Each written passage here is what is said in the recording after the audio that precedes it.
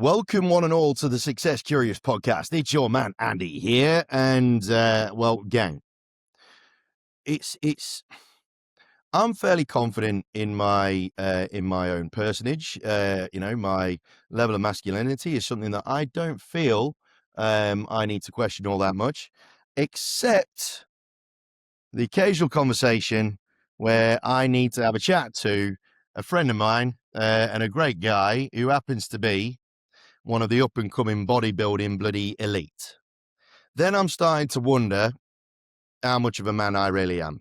All right. Now, Aaron Westney, though, he's an absolute superstar human, a brilliant operator in the game of life, an FMG pro athlete. So basically, he bodybuilds and he's got a pro tour. He's got his pro circuit. He's got his pro card, having qualified as an amateur.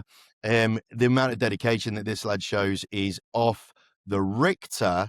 Here's the thing, though, team, that really impresses me about him and makes me so proud to even be remotely connected to him, is the fact that he's doing this while running the sort of standard constraints of life, such as job, bills, partner, kid on the way, all these sorts of things. And yet he's still got that level of dedication, focus, and attention that allows him to achieve what he really loves to achieve. And that, for me, is success in a nutshell. Aaron Westney, what an absolute pleasure to have you on board, my man. How are you? I'm good, mate. I appreciate the warm introduction. I don't know if I'm any more of a man than you, but I appreciate it all the same, mate. It's good to be here. Mate, the pleasure's all mine. And this is a conversation I've been wanting to have for a little while, because I've known Aaron for a little bit, but actually completely from the real estate space, right? So Aaron's role in terms of what pays the bills is he's a tremendously proficient and very well equipped real estate salesperson, and works out in the sort of southeastern suburbs of Melbourne, Victoria. But as we've gotten to know each other, and as I've seen him sort of really kick into his journey with his bodybuilding aspirations and all that sort of stuff, the level of respect and appreciation and admiration for this guy has just kept going up and up and up and up. And the crazy thing is, Aaron, right? Tell me if you think I'm wrong here, because you probably think you've been the same guy all along. Do you feel that as you've gotten further down the rabbit hole from a bodybuilding perspective and gotten, really followed the stuff that really lights your fire, have you found that although your level of success has increased, you've actually become more calm as a human being? Is that a fair sort of observation? Yeah, I couldn't agree more, mate. It's funny. I was actually talking about this with my my team here at work, maybe only last week, when I was early 20s. I was I was just, not that I was a mean person, but I was aggressive. I was short-tempered. The little things really used to get to me. The little things I would just hold on to for days and weeks. And now I could not sweat the small things any less. It's like water off a duck's back now, because over the last 9 years I've been in real estate and then been bodybuilding and the things I do on the side as well. I've just developed such a purpose around what my life actually looks like, that these little things, they don't matter, because my goals in the future are so well in tune with who I want to be that it doesn't matter what happens around me. I control what I can control, and that's all I care about. And that has been a very important thing for me over the last few years, for sure. No, and I've noticed it. I've noticed it in the relatively brief time that I've known you, man. You seem to be so calm about everything, but not calm as in laissez-faire, sort of lackadaisical, don't really give a shit. You're calm because you're in control. Which is absolutely tremendous, and we'll dig into that, because I'll get you to give a bit of an MO as to what got you up to this point. But one of the big things that I'm really keen on discussing in more detail is this strongman protocol that you've founded, right? And I really want to dig into that side of things too. But before we go trucking down that track, for the people that don't know who you are, Aaron, give us a bit of an MO as to your journey up to this point and what got you to where you are today. Yeah, that's fair enough, mate. I think I'm pretty fortunate. I had a really good upbringing. Like both my parents worked hard. We had a lot of opportunities, went to good schools, nice holidays, and just always had a pretty happy environment as kids. And I think as I sort of go through my life, and now obviously expecting a baby in potentially a couple of weeks, it's being able to take those things from my childhood and want to give my kids the same sort of outlook on life. And I think that's been a really, really important thing for me. Like all through school, I was like very heavily invested in sport and wanting to make something of myself. And then you sort of stumble into a career like this where if you actually are a good person and follow through on the things that you say you're going to do and actually deliver that outcome and that service to people, you can actually become something quite successful. So I think that's been a really interesting path for me as a human, obviously growing as not just a person, but as a man, as a friend, as a partner, as a dad. You can sort of bring it all back to this sort of journey that we go on. But I think a really big standpoint of like why I do what I do is because of the way that I was brought up. Like I was brought up to believe that you can do the things that you want to do. So that's just what I set out to do every single day. So that's, I guess, for the most part, that's really what's led me here. Love it, man. Now, strongman protocol, you talked about your, having a real clarity around your purpose, right? I'm going to ask you this question before I ask the question we always ask all of our guests. What is, if if you've got that clarity around your purpose, what is your purpose as a human? Well, it's helping people, but it's more than that. Like it's helping more so men.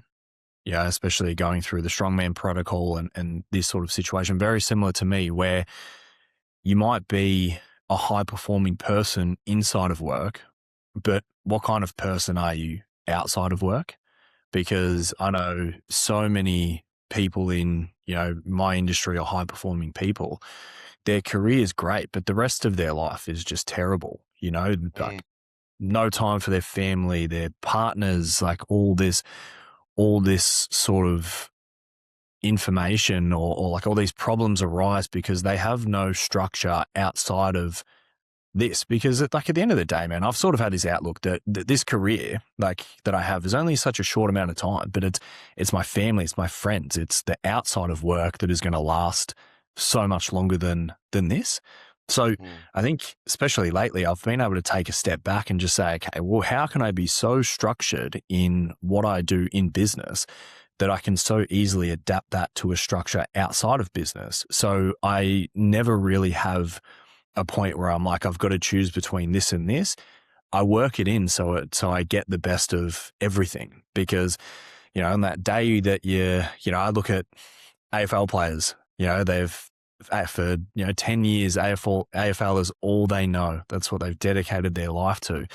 And they finish AFL and all of a sudden you lose your sense of purpose because that's who you were the whole time. So my main objective with this protocol is to actually help people build the structure outside of what their professional life is so they can live what they work so hard for, if that makes sense. Like mm. you can make money, you can be a high profile person inside your job, but if you've got no one to spend it to, or if you like spend it with, or if you're outside of work, you've got no structure and you're just all over the place.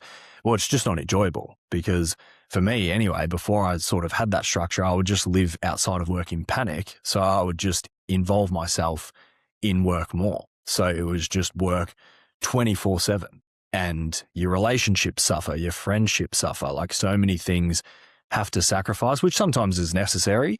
But when it's around the people that are on the journey with you, then that's when I really started to sit back and think, well, maybe I could actually do this more efficiently, because I think Mm. that's really important.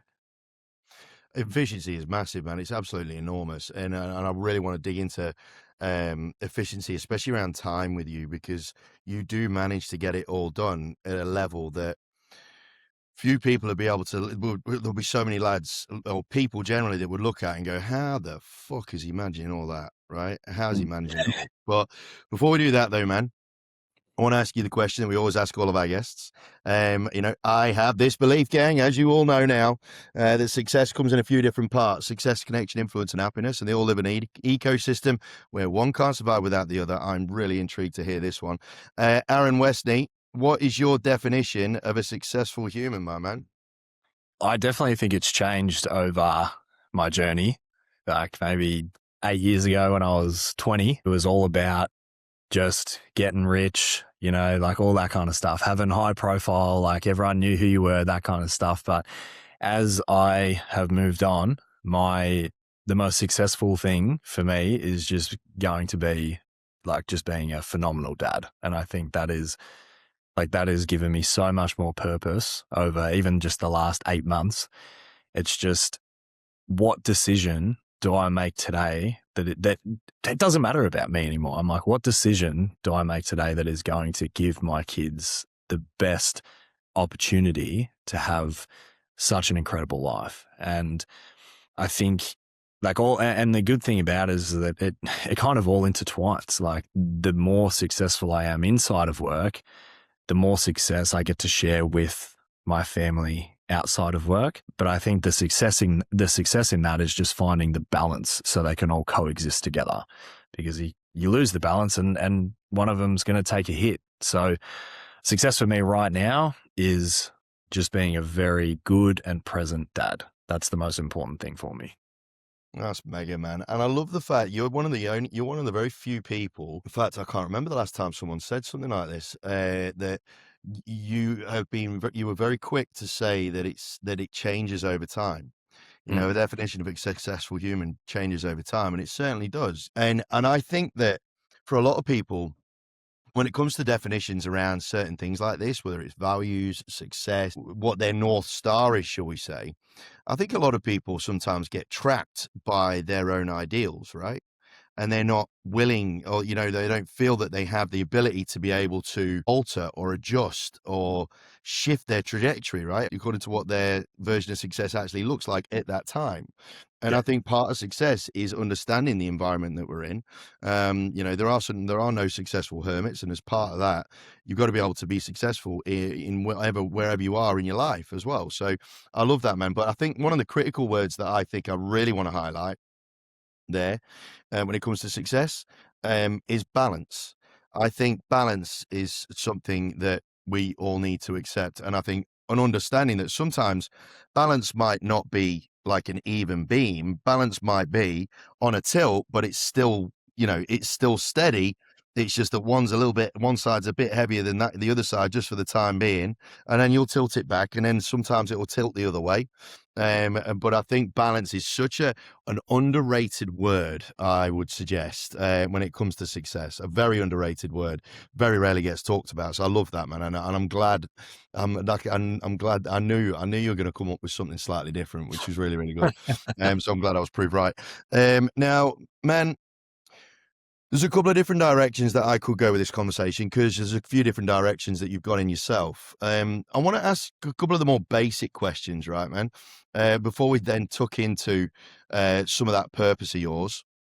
Now, the bodybuilding, right? Why Yeah. did it start, right? But then also, how did you manage to get to that stage in your life where you knew you were building your business and career and all that sort of stuff, but at the same time managed to generate those boundaries essentially that allowed you to bring that balance into play? Because people could go their whole lives and struggle with this. I struggle with this. So what made you start with the bodybuilding? And then how did where did you learn from? Who did you learn from? Or was it just something that you've come naturally?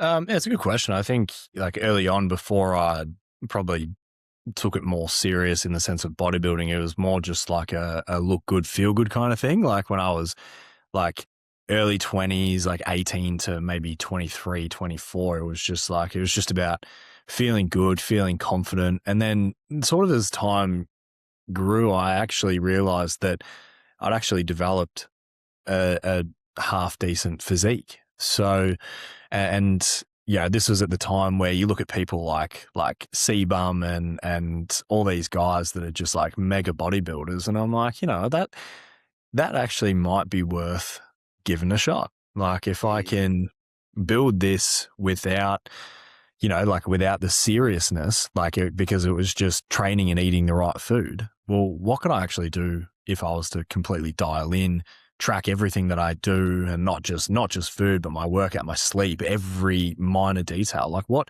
does it actually look like for me if I could potentially do that? And I'm the kind of person that when I have a goal in mind or something that I want to achieve, like I actively make decisions that take me in the direction to achieve those things. So when I'd set in my mind that I'm like, oh, you know what? Like I like this federation. I like the look of the guys, like how they're shaped, what their physiques look like. And I think I would fit that very well. Why not? Like I think a big thing for me is if you like we had our Ray White launch a couple of weeks ago, and this girl she was a speaker, and this really hit home. And she jumped out of a plane skydiving, and her parachute didn't open, and she had to spend however many months trying to walk again. And her biggest takeaway was, if you can, you must.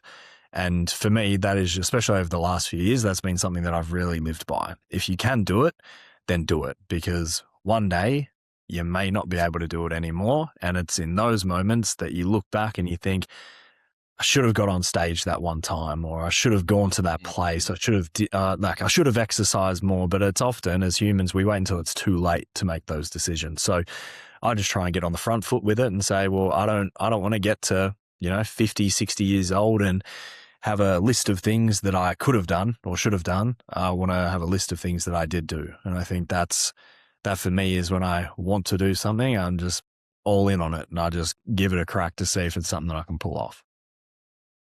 why do you think? Why? What? I don't know if you've ever pondered on this. Why is it right that humans have to wait for something really shit to happen to make these decisions? Why is it right that it took? It might not take, but why is it that this young lady hit the deck having skydived? Why is it now that she lives by that mantra? If you can, you must. Like, what is it that's stopping us from cracking on now? Oh man, I think it's a like complacency is a crazy thing. It's so easy to be comfortable all the time. Mm, Like you're not happy in your career. It's easy, but it's easier to stay there than it is to leave and find a new job. You're in a bad relationship, but the easiest thing to do is to stay there. mm, That's the easiest thing. And I feel like that is the most part. Like, yeah, a bit of fear of judgment comes into it.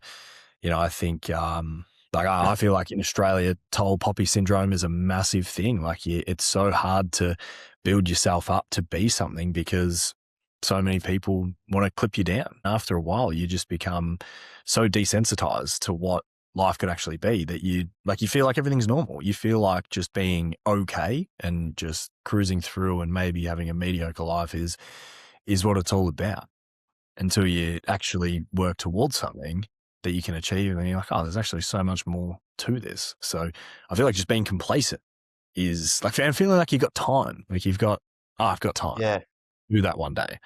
And then you're 60 and you're like, oh, I don't have much time. mate.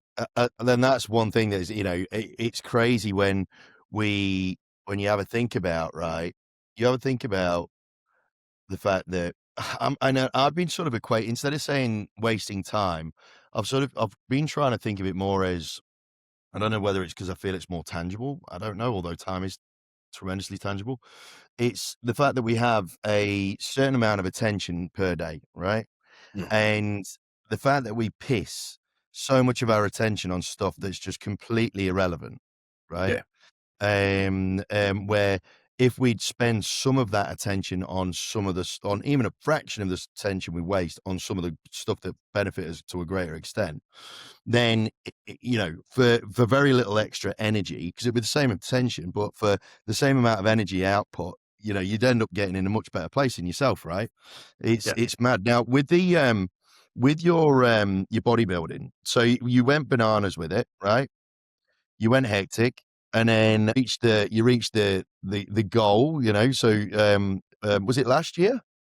Yeah, it was June last year. Yeah. June last year, where you qualified for your pro card. Now, what did it take for you to get to that point? Like, give us an idea of routine, dedicate, all that sort of stuff. And look, gang, you can't see it, but he's laughing at the minute. So I think what he's about to take us through is going to be a little bit mental. But go for it, man. Give us a bit of an MO. Oh, it's very hard to put into words what it actually takes to get that. Like, because before you actually do it, you think getting stage ready is just getting lead, and it's like you're almost on the verge of what you think is death because you're so depleted. You're eating, like for me, someone my size, I'm eating less than 1,000 calories a day while like doing hours of cardio, still training, running the business. It's like the willpower it has to just get yourself through. Like you can't even fathom. Like you're on the Stairmaster for an hour before your day even starts. So you've woken up, you've had no food, all you've had is water, and you're straight onto the Stairmaster for an hour. You just drip and sweat. Then you eat. Then you've got to go and train. And this is all before 7 a.m. Then you get to work and you've got to go through a whole day of, in our job, it's a very mentally draining job. You have to be a lot to a lot of people. And then by the end, you just like, you just look forward to just getting into bed at the end of the day so much. It's just like, you don't think about anything else. You get home, you have your last bit of food or whatever, and you go straight to sleep because you're too hungry to stay awake.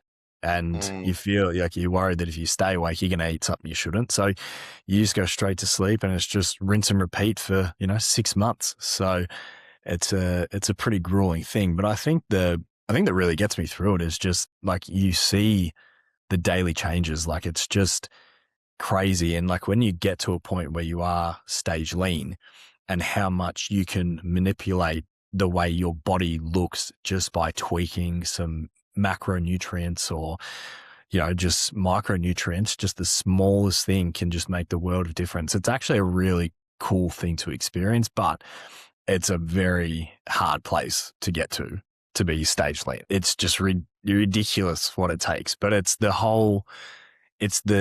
being able to see like what gets you there is the daily changes, like every time you wake up, you're leaner, you look better, or you manipulate some macro and micronutrients, these little things, and your body just completely changes. Like that is where the obsession comes in, where you're just like, well, this is the reason that I do this, because it's so interesting to actually see what your body can go through and how responsive you can actually be when you get yourself into a position where you are just like absolutely primed as a human. It's just insane. Like, and that's, although it's probably the hardest thing that you ever do. Like for me anyway, that's the hardest thing that I ever do. But it's just the want to keep doing it. Like it's crazy because each time you do it, your body is just so different. You're bigger, you lose weight faster, you get leaner. Like it's just, you look at from your last show to your next show and you get your feedback and they tell you to add size to your back or your hamstring. So you go and spend the next 18 months training that. And then you come back and you've done that. It's a very cool process. That's mad, man. Absolutely mental. Now, how did those around you handle it, right? Because the amount of dedication, it wouldn't have just been sacrifice for you. It'd have been lots of sacrifice for those around you, particularly your partner. Yeah. So how did those conversations go? Because I think one thing that stops a lot of people from really reaching for the stars is the fact that they either don't want to articulate it to their significant others or their family or their friends or their loved ones, or they feel that it can be selfish. That's a word, selfish. When you're getting your family members or your spouse to sacrifice so that you can go and do this thing, right? That isn't making you money. It's costing you a bunch of money, right? Essentially. Oh, yeah. So how did those conversations go? Did it ever get a little bit needle? And how did they reason with, like, how did the whole dynamic go?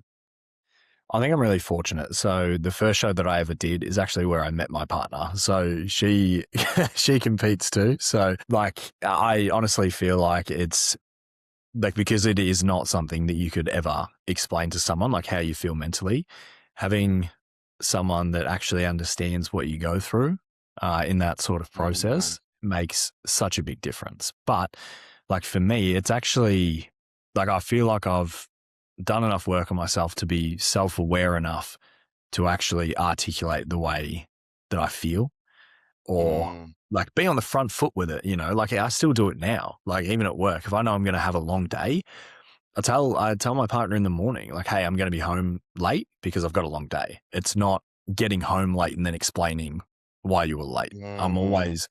I'm always on the front foot. Like if I wake up, like when when I'm preparing for a show, if I wake up and I don't feel great, that's the first thing I say. It's just the communication, just be like, hey, I'm just letting you know I don't feel good today. I don't feel very good. So I just want you to know, as opposed to not saying anything. You think they understand because that's how you feel and they should just get it. And like, that's just not how we work. It's just being open and honest with the communication. It's so much easier when you're like that, when you're just like, hey, I don't feel good. And that's it.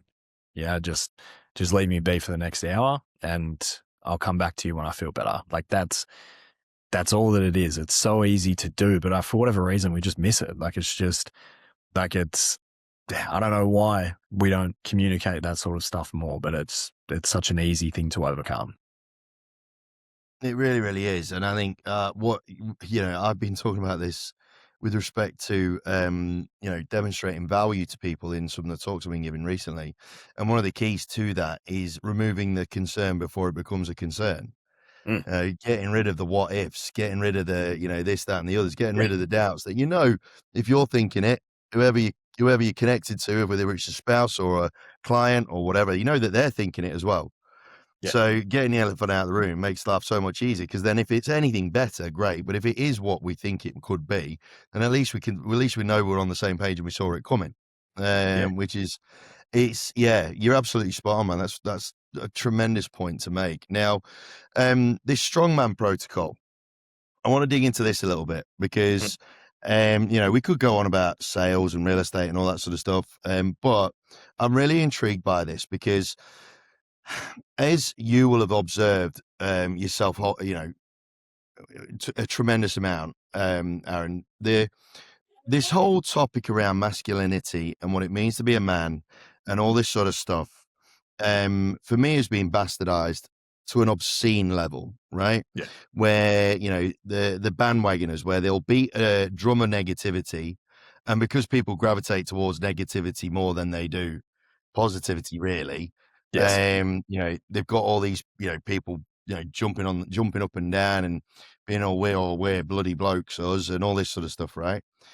Talk to me about your purpose around this strongman protocol, because really, I've been trying to get Aaron on the show for a little bit anyway, again, because of his bodybuilding exploits. But when I saw him start this up, it really did ping my ears back, because the way that you articulated your why when it comes to this was very, very interesting. So let's dig into that first, and then I want to dig into your thoughts around this whole balance of masculinity and all this sort of jazzing that's going on in the world, or not, as the case may be. So tell me, why have you put strongman protocol together?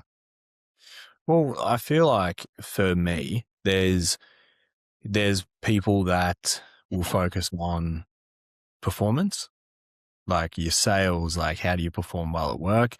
Or there's people that will focus, like you've got coaches that just focus on like your training and nutrition. There's not many that can pull them both together with like somewhat area of expertise in both and can say, hey, if you learn to actually have the right structure and have systems in place, then you're not going to have any shortage of, discipline or motivation to achieve what you actually want to achieve. But it's so much more than just how you look, how you feel, and how you perform. It's about, how do I be the best man? How do I be the best partner? How do I be the best dad? Like, what qualities do I need to build in myself in order to be that to everyone else? And I think that's the most important thing about this. Like, yes, the training's important. Yes, the nutrition's important. Yes, being a high performer is important, and being, very well in tune with all of those aspects. But how do you actually be the best version? Because I feel like so many people throw that around. Like, yes, you need to train and you need to be fit so you're the best version of yourself. Is that what is the best version of yourself? Because you never get a structure around it. You never taught, like, what does your day look like? Like, what do you do in the morning to set yourself up? What do you do at night before you go to bed to make sure that you're just so, like, your success is just so repeatable? It's just all over the place. And the beauty of what I do is that I do all of it, and I do it all very well. Like, I would say I'm a very good partner. I'm very good in business. I'm disciplined with my training and my nutrition. My focus is obviously to be the best dad. So all I've done is I've just built a level of systems and processes, so I don't have to think about doing anything. It just happens. Mm. Like, decision fatigue never exists in my life because it's already decided a week in advance. Like, everything's blocked out and I know what's happening every single day.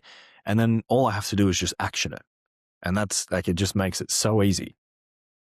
Yeah, that's amazing, man. And I love, because I often quip, thinking's bad for you. But I think because you've got such clarity around the direction that you need to go in and the steps that you need to take, you need not think a bit. You just got to do. Yep. Which is just spectacular, man. I love it. And that's what you're hoping to achieve with the Strongman Protocol, is enable others to create that sort of that path that has got clarity, so therefore they don't need to think as much and can focus on the things that are truly important. Yeah, 100%. How many people do you hear that they can't do this or can't do that because they don't have time? But then if you were to audit what your routine looks like throughout the day, okay, you spent 2 hours on Instagram in the morning. Yeah, it's just crazy stuff. Like, you couldn't read a book, but you can watch 3 movies in a row, or you can binge watch a season of your TV show. Like, for me, and the good thing is I still have time to do that because I've structured in everything else to make sure that there is time. Like, it's actually dedicated towards what the goals are. So it's being able to actually, like, audit your routine, audit what your system looks like, and pinpoint where you're wasting time or where you lose time, and just sort of, it's almost like reverse engineering it. Like, you look at your week and then you bring it back to a day and then you build on that. It's crazy how easy it is to do when you're actually aware enough to sit there and say, I'm not doing this right. But it comes back to the comfortability thing. You're so comfortable, you're comfortable being in fight or flight all the time. You're comfortable stressing in the morning because you can't find the shorts that you threw in the laundry a week ago and they haven't been washed. It's the small things that make such a big difference. And that's what we try and eliminate through this protocol.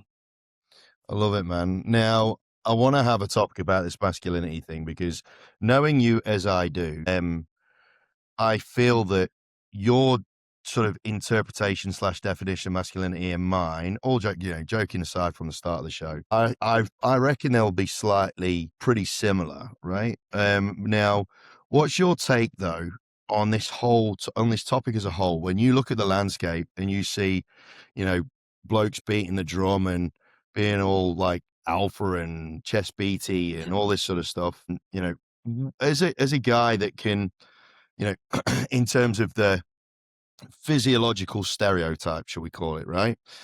You are a man's man in that respect.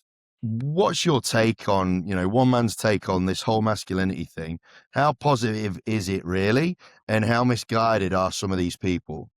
I think these things get thrown around just way too easily. Like, even this word of toxic masculinity, like, they're just, I don't know, they're just like fun words now to throw out. Like, my idea on what makes you a man is like, like really being a good leader, like being someone that leads, provides, like that's what I think is masculinity. It's not being, an aggressive person that wants to, like, tries to fight everyone, or like, being the dominant alpha male. Like, that's not what it's about. Like, yeah, it's probably like you naturally have a dominant trait if you are like an alpha male kind of character, which, there's nothing wrong with that. And there's parts of my life where I definitely am that. But my version of being a man is being a good leader, being able to Mm, lead the people that rely on me through the obstacles and the life decisions that they need me to lead them through, because if yeah, I yeah, can't, yeah. then what does that mean for anyone around me? So yeah, I think it's so lost. Like it's like social media is just a killer for this sort of stuff. It just gets thrown around as a like almost like a derogatory term. Like being a man is a bad thing, but I think we've just established a very poor definition of what being a man actually is. Do you ever get people challenge you around this because of, what it is that you focus on, what it is that you enjoy and whatnot? Do you ever get challenges around this sort of stuff? I feel like a lot of people judge me before they know me. Like they see Mm, me, I'm a bigger dude, I'm covered in tattoos, like, and that is like what you said before, stereotypical, probably not a nice guy. But I think that's where the challenge is. And let's be honest, mate, like quite frankly, I don't mind that people have that view because it says a lot more about them than it does me because like I don't think I'm better than anyone. But if you have that feeling, it's because you think I'm better than you. So that's your issue.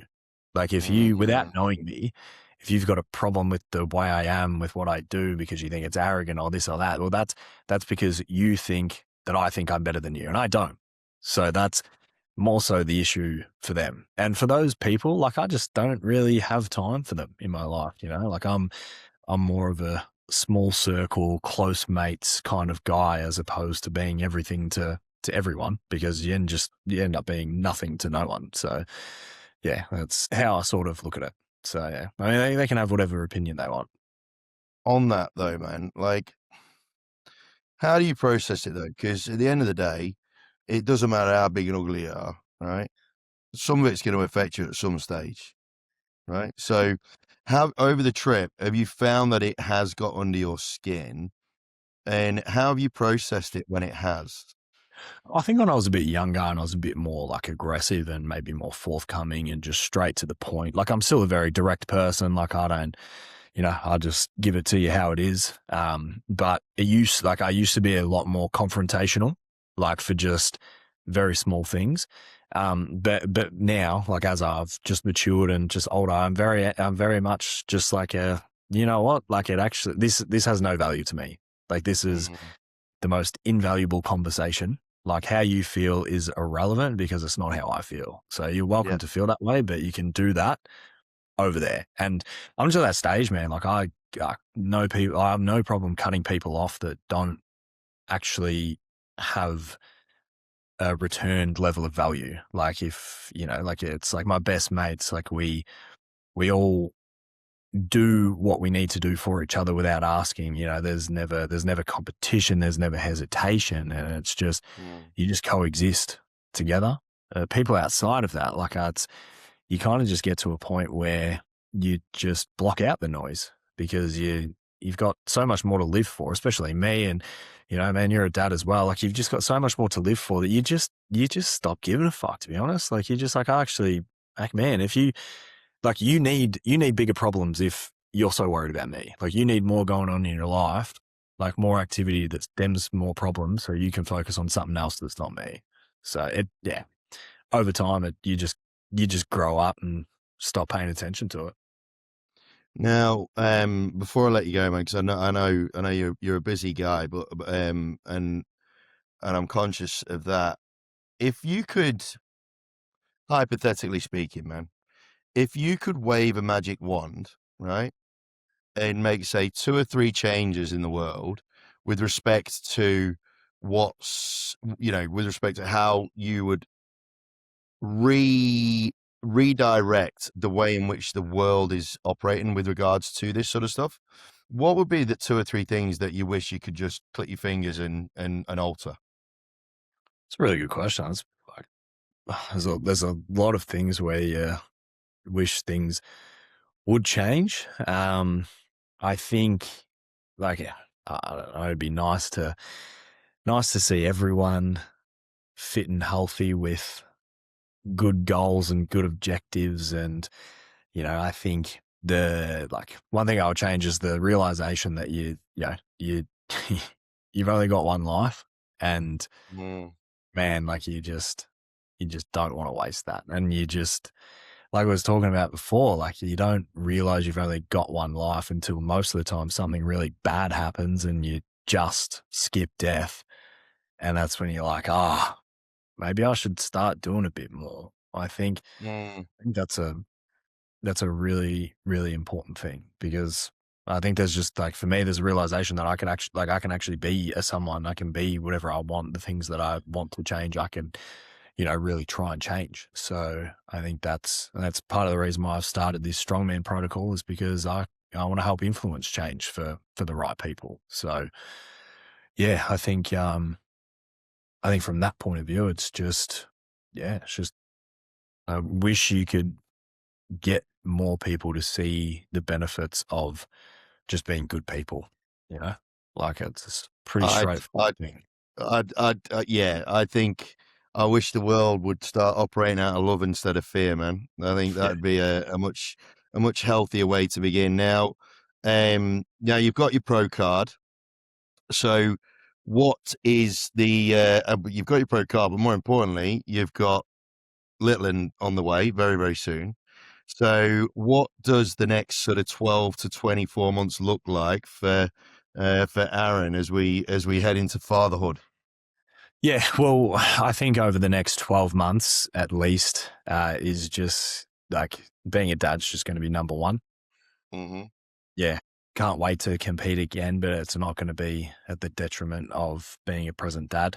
So that'll probably be a end of year thing next year, or middle of Mhm. the year. But, in saying that, I feel like I'm going to be able to juggle it very well. But I think my partner and my baby girl, they're going to be too important to me, that if this bodybuilding stuff starts to in fact impact how I am there, then it's like, is it worth it? It's probably not. So Yeah, yeah, okay.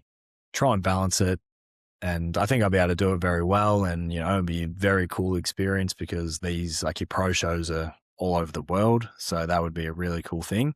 But yeah, it's just going to be being a good dad, like I see people and they talk about how hard having kids is, and, like, oh, wait till they're teenagers. But it's like that's probably the reason your kids don't like you, is because like, their whole life, you've made them feel like they're a burden to you. As a parent, you make them feel like you've done the right thing by them by bringing them to life. And it's like, that was all of our choices. Like, we Mhm. chose to have kids. So why not choose to be a good parent when they're here? Like, I see how you are with your kids when they come into the office, like, and they just love being around you. And it's like, Mhm. but for 90% of people, like, their kids hate them, and they don't know why.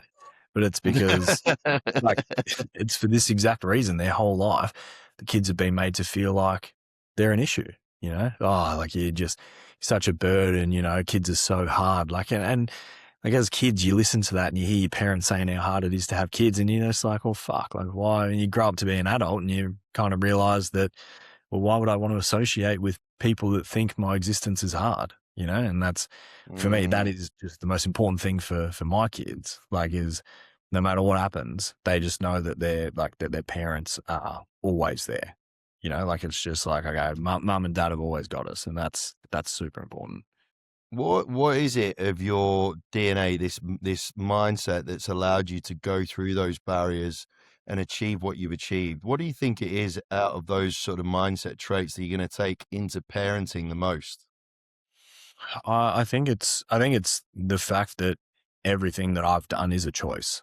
I chose to compete. Mm, I chose to be a bodybuilder. We chose to be parents. It's like, why does then the person involved in that suffer because of choices that I've made? mm, My last prep, if there was days that I wasn't feeling up to it, I would work from home. So my team were never at the end of me being in probably not the best mood, because mm, why should they cop the back end of how I feel because of something that I've chosen to do. And it's going to be the same with my kids. Like, we chose to be parents, and it's not them that deserve to get to cop shit for us being tired or whatever. Like, it's going to be hard. You expect it to be hard. Just get on with it. Like, you just do it because that's what you're supposed to do. I love that accountability piece, man. Having complete accountability that everything that happens to you is such a critical trait. Anybody that's got any sort of sense of success in any way, shape, or form, accountability is always one of the magic ingredients for it. It really, really is. Aaron, before I let you go, man, as you venture forth into this next phase, this next cliched chapter of your life, there's always one question that I ask everybody at the end of each show. Everybody's got the next version of success, right? In order to get to that next version of whatever success looks like, there's probably going to be one or two things that you feel you are lacking or that you need to add to your arsenal of traits and talents in order to get there. Aaron, as you look forward, what do you think is the one thing that you need to improve on or that you need to develop in order to achieve that next version of success for you? Yeah, I think, do I do this? Do I do it now? And for me, it's especially over the next 12 months, 24 months, it's just doing the thing. It's I know I need to do it. It happens now. It's not tonight. It's not in an hour. It's not on the weekend. I can do it. So I do it now. And, it's you've got to make a tough phone call. So do it now. Don't wait. Don't push it out. And I think that's a really important thing. Just being decisive with my actions, knowing that, okay, that decision matches up with that direction. So I do that now. I love that, man. I love that. I really, really, really like that. Decisiveness, I think, is something we'd be forever sharpening, I reckon. Yeah, 100%. Mate, thank you so much. I mean, look, Aaron, team, this lad, he's so unassuming, right? He is almost the antithesis of what you would expect if you were to look down his one of his Instagrams and on all that, right? But I could tell you now, knowing him as a guy, knowing him, as he's really gone to the moon with what he's wanted to achieve and what he has achieved and what he's about to achieve. I think, gang, irrespective of whether you're thinking of being a bodybuilder, not being a bodybuilder, going to the gym for the first time, just looking after yourself or just making a bit more sense of your life, this lad, as calm as he sounds and as understated as he talks, he is an example that you have to follow, partly for those two things, because he manages to do it. All of this stuff, he managed to achieve the stuff he's achieved, and he's not making that much fanfare about it. He's just doing his thing because that's the direction he knows he needs to go in. Phenomenal stuff, man. Aaron, thank you so much for joining me, man. I really appreciate it. Thanks, mate. It's an absolute pleasure. And look, if anyone ever feels like having a chat and just wants to get more clarity around what they're doing, and shoot me a DM. I'm always happy to chat and help people that are willing to be helped. So that's super important to me as well. Magic stuff. And team, links to Aaron's stuff will be in the show notes, of course, as always. But until next time, my friends, on behalf of Aaron Westney and myself, you guys stay safe, healthy, happy. Enjoy the rest of your day. We'll speak to you again on the next episode.